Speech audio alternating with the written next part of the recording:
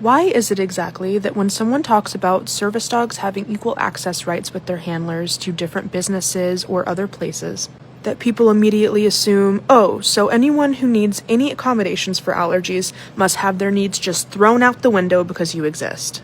Why don't we hear the same about wheelchair users? I don't hear anyone saying, oh my gosh, you're bringing a service dog in public and wheelchair users have to look out so they don't run over their tail? You must be so inconsiderate.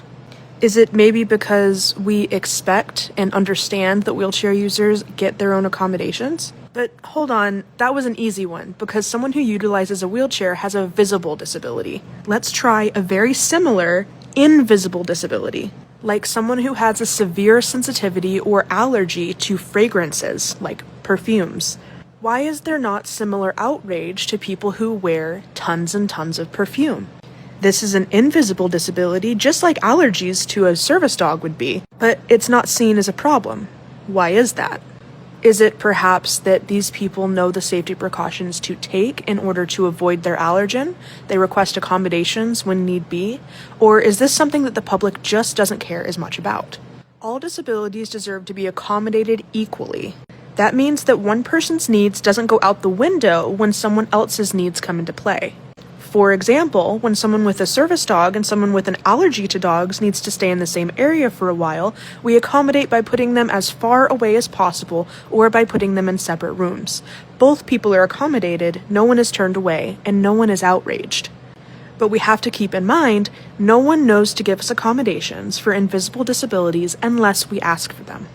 And handlers are a lot more considerate than we generally get credit for. I personally have done multiple videos on how I reduce the risk of allergens coming off of my service dog in places that are enclosed, like airplanes. I've done videos about how he's not allowed to shake off in restaurants, doctor's offices, or other places that are generally expected to stay clean. And I've spoken outside of videos, just in my comments and to other people, about how we accommodate in hotels, like bringing his own crate, ensuring that he eats and sleeps there to reduce the allergens that might be spread around the room. And when we've stayed in Airbnbs, not only did we take those precautions, but we've cleaned afterwards. We've swept, mopped, done laundry, and all of the like. Legitimate handlers already take the steps that are needed to reduce those risks. The baton is then passed to the business to ensure that they're screening patrons and only letting in legitimate service dog teams, that they're cleaning sufficiently in between stays if they're somewhere like a hotel, and that they're accommodating both parties appropriately under the ADA. And remember, this doesn't mean that one person's disability is more important than the other person's disability. It means that both are accommodated. All of that being said, I am truly curious